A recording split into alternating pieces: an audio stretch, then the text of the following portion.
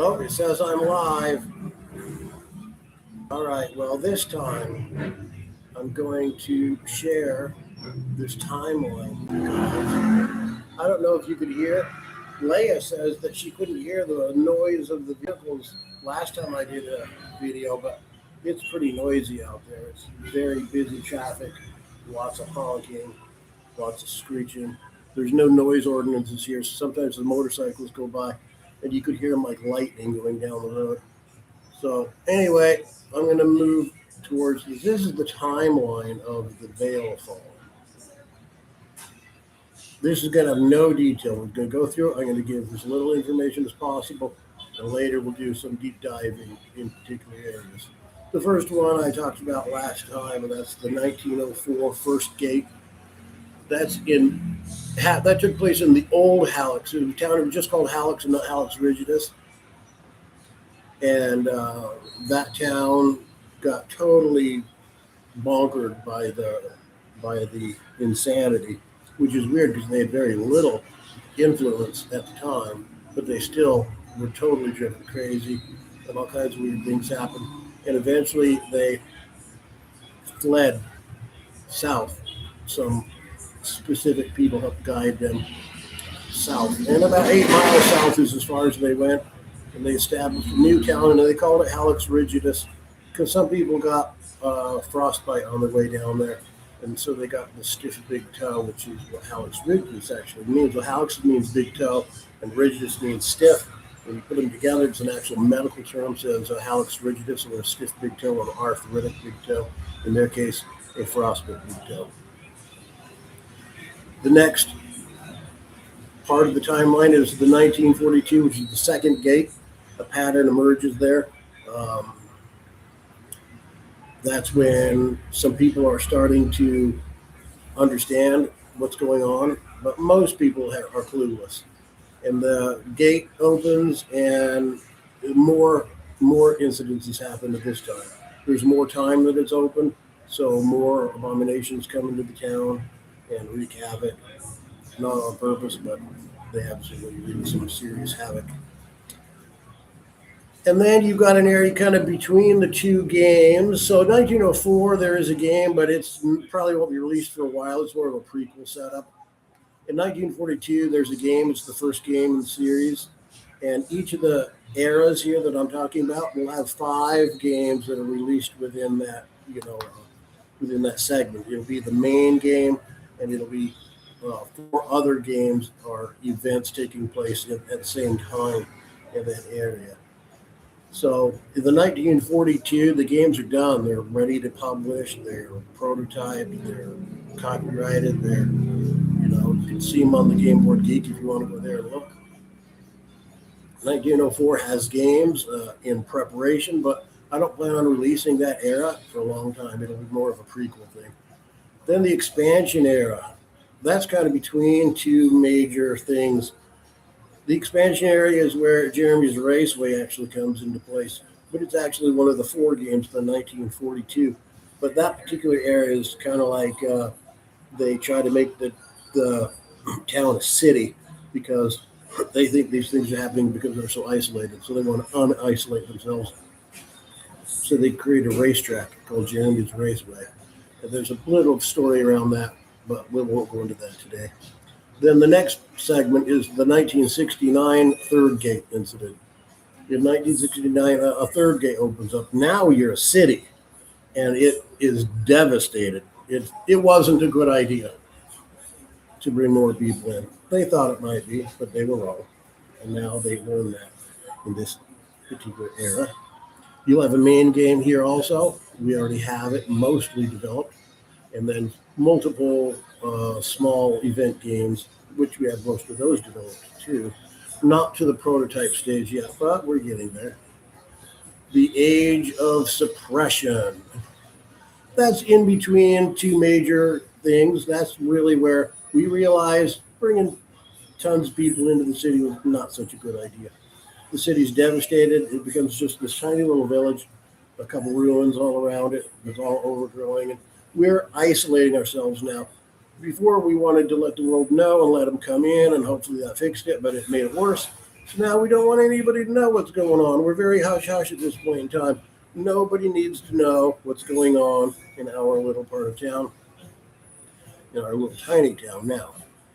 There's also a game there that's mostly developed, the main game. I don't have a lot of peripheral games for that area yet, but we got some ideas. And then we have in the 2003, that's the one where we have some games ready, the 2003. That one will be called, the main game will be called New Halifax. And it'll actually be a little village instead of a town or a city with a lot of similarities in the game, but ultimately its own unique system.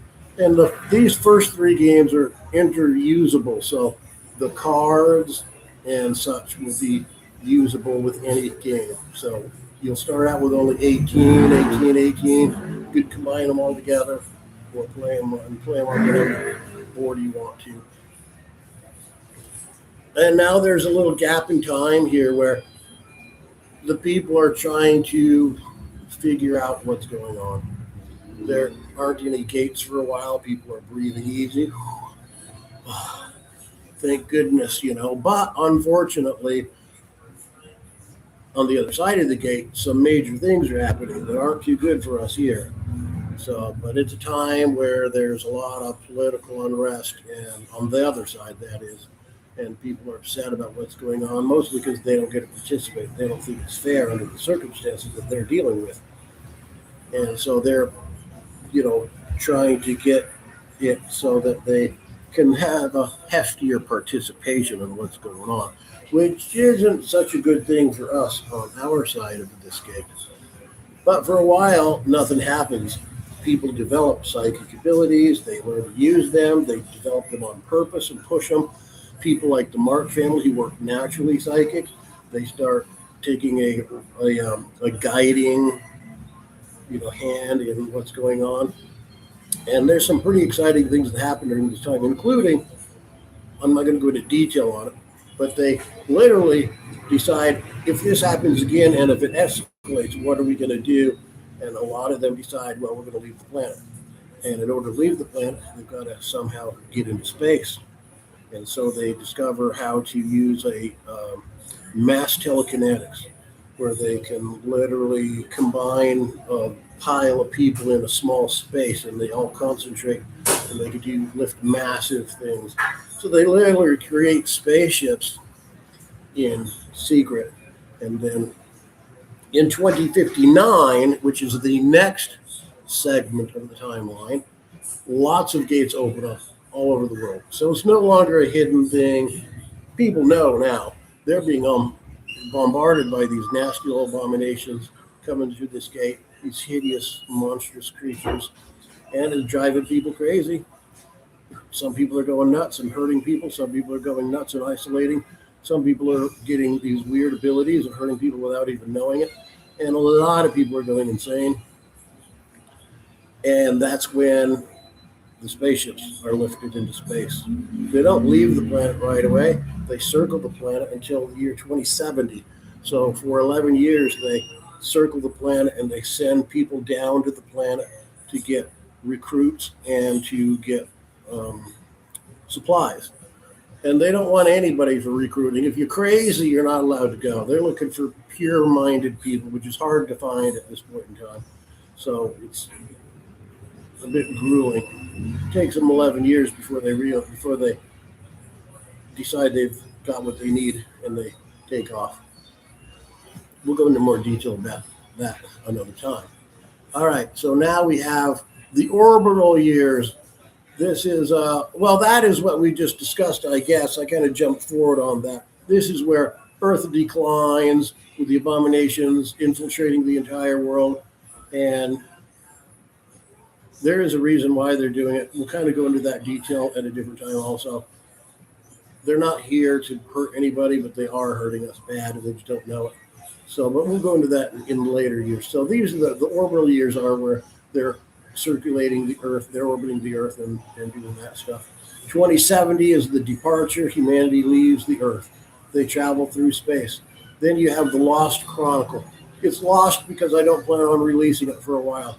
It's got a lot of It's 900 years of them traveling in space. There's going to be a whole lot of information, including details on how their ships run, how they protect themselves using all psychic abilities. And then they travel for 100 years. And then there's what we call the Earthward Schism. And that's where a pile of ships in this pile of this like colony of ships decide they want to go back to Earth. They're like, yeah, we're tired of this floating around in space stuff. We want to go back to Earth. And maybe some of them have families they left behind. And they decide, yeah, we want to find out what happened to our families. So they want to go home. So they have this big meeting, this big political voting thing, and they're voted down. No, you can't go. We need everybody. We don't know what's coming ahead. We don't know where we're going. And we need everybody just in case. We need all the resources we could get. Because losing anybody at this point in time would be foolish. But later, 3 ships sneak away. They manage to break away from the colony, and they skip off. Hopefully back to Earth is where they're intended on going. Then we have the twin planets. This is where humanity finds 2 planets that used to be inhabited, and all the inhabitants are dead. It's as if they were in a big war against each other and just wiped each other out right to the last man. There's nothing left. There's debris from spaceships all through space. There's tons of dead bodies floating through space. The planets are devastated with death and carnage everywhere on both planets. So it's an interesting find, you might say. Okay, so the next era, or segment of timeline, if you want to call it that, is the Frankenstein Initiative era. This is where we discover, if we concentrate our telepathic powers, which we've now been developing for a millennia, we can literally transfer objects and people from one of the planets to the next planet. At first, we think we're dissolving them here and they're reappearing there. But in all reality, we learn the hard way that we're actually moving them so fast that they just don't feel the process of time, the space, and the being in space. They're only in there and gone, boom, boom, and so it's just instant, or almost instant. But there's a lot of debris, corpses, spaceships, all through space, and a few products and maybe people plow into those at almost light speed and are pulverized. And when we realize what's going on, we of course stop teleporting things and people, and then we think, what are we going to do? So some people come up with the idea of cleaning space. Why not? So we start cleaning space, but it's a huge project. You're talking probably millennia of battling through these places. And then somebody discovers a way to actually, using a combination of tech and psychic abilities, that we can animate corpses and have them do menial tasks that they have muscle memory for. And so we can actually have them clean up their own mess. And we just put them to work. One person with good psychic abilities can run a dozen people using just their basic muscle memory. And so it makes it so much easier. We're cleaning up space a lot faster, and we feel good about that. And there's actually a game about that too. Living art era. Okay, this is a tough one. Time's getting.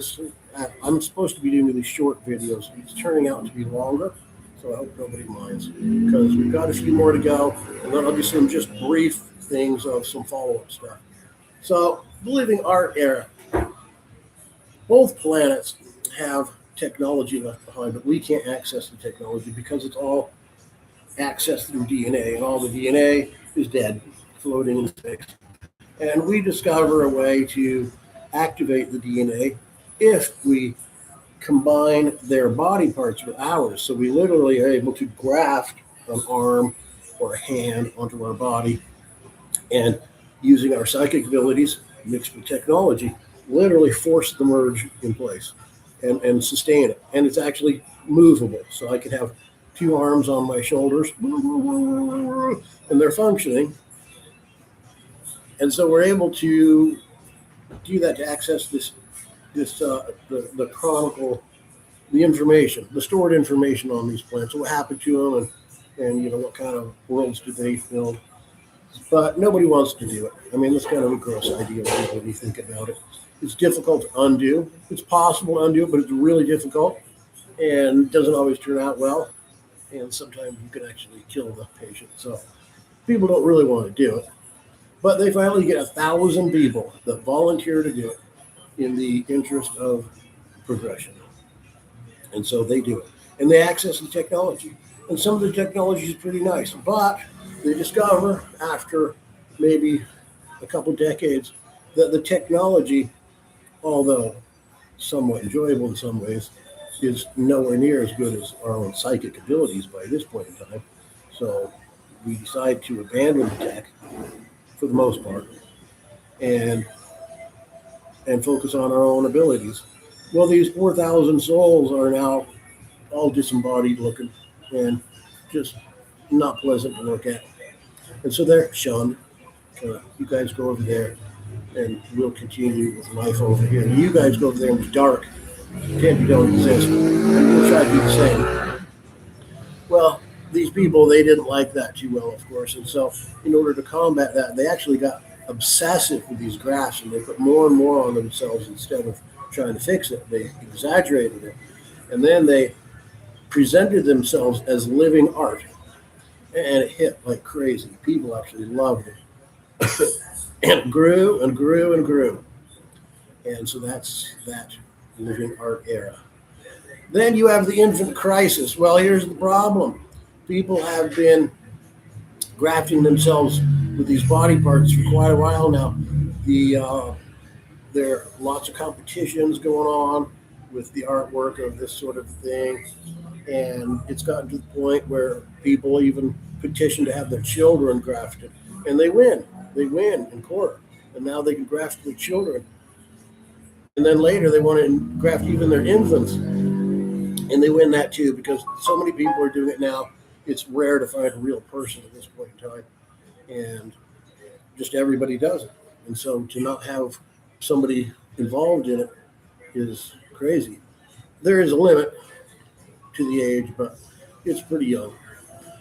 But then later, we find that some children are actually being born deformed at this point in time, born with extra appendages. But the problem is they're young, and they're unable to hold their bodies together because half of their body being held together is tech, but half of it is psychic abilities, just literally holding you together. At this point in time, which has literally been centuries now, we hold our bodies together like breathing. It's just it's not even an afterthought. It's just done. So when children are now starting to being born in this way, but they don't have the psychic capability yet to hold themselves together, they fall apart and die. And so this is the next era, which is the infant crisis. Now people are seeing their children die. There's no future for humanity. Children can't maintain themselves in what we've created. So then somebody discovers a way to return to the past. And that's kind of an interesting way too, using psychic abilities and blood or DNA is really what they're using. And that's something we can go into in the future also. So now the gates are opening, and that's more or less the story. I'm going to do a brief thing here because I'm way over time for what I wanted to do. We have a few follow-up things here that are also part of the storyline, like those who stayed on Earth, what happened to them? Because not everybody left, remember? They only wanted certain types of people. You couldn't be insane. You couldn't be promoting the cult. You know, there was a big secret society there, and if you were found to belong to that, you weren't welcome. So what happened to these people that stayed on Earth? And then you have the post schism. So you got the 3 ships that left after 100 years, wanted to go back to Earth. What happened to them? Where are they at? Did they make it back to Earth? If not, where are they? What's going on with them? So these are other storylines that just move from the main. Then there's going to be a segment where we follow the main characters. Elizabeth in the game, she's a huge main character. Her father's a main character.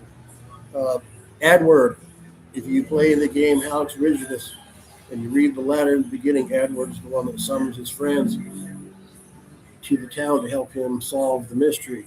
Edward is not there when his friends get there, and he's never seen again by them anyway. He's actually a main character in the game in the future of the game.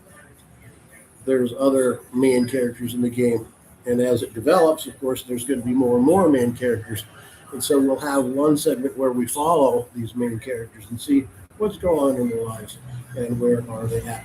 I'll give you a teaser. Ian, Elizabeth's father, he way outlives his daughter, and she lives a long life. So he is, but he's in a bad conundrum. Nobody can see him and nobody can hear him except some very, very specific people, which means he's more or less living as a real life ghost, a real person, that has to eat and drink and sleep, but he doesn't get any interaction because of his psychic ability that activated and he couldn't control it, and it literally made him disappear. But not literally, he's still there. You just can't see him and you can't hear him. You can feel it if you want you to, but other than that. So that's kind of the story of Ian. We'll go into more detail of him because he's going to be around a long time.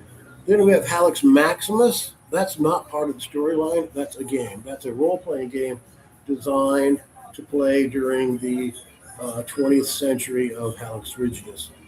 So it's kind of like embodying all the era and all the board games together into an RPG. The RPG is about 80% done, I'd say. It's actually pretty unique, in my opinion, because it mixes kind of like the solving a mystery thing with combat. And it's got a pretty detailed combat, but it's simple at the same time. So between, kind of like almost a Call of Cthulhu game, if anybody's played that, you're just solving mysteries. There's almost no battling in that game at all. It's just solving mysteries and going insane. And this one, there's also going insane, and you're solving mystery too, but there's also combat. And then we've got the Aftermath, Veilfallen and the Aftermath. That's also an RPG based on 500 years after the last gate is sealed for the final time. So the abominations do figure out how to get what they're looking for eventually, and they go home, or at least the rumor is most of them went home, but some might have stayed behind. But that's something to think about later. So the gate is closed and sealed, and that's the last time it happens. And so now, 500 years later, what's the world like? Well, I can tell you, it's nothing like you expect, because not just people were affected by this psychic radiation, but so were all the animals and all the other creatures and all the plant life. And so things are a bit unusual.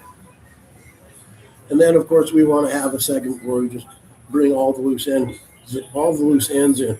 There's never going to be bringing all the loose ends in because there's just too many.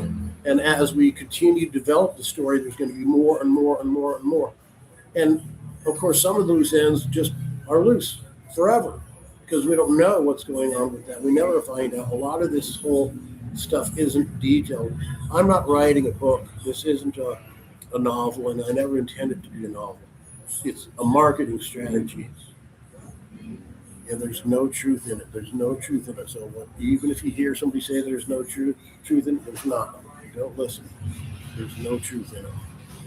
Ultimately, the information is gotten through journal entries and old newspaper reports and hidden archives and things of that nature. So it's not really something to put together in a novel. It's really something to put together this way, talking with people, interacting with people, and playing games. So that's it for today. I'll see you on the next stream.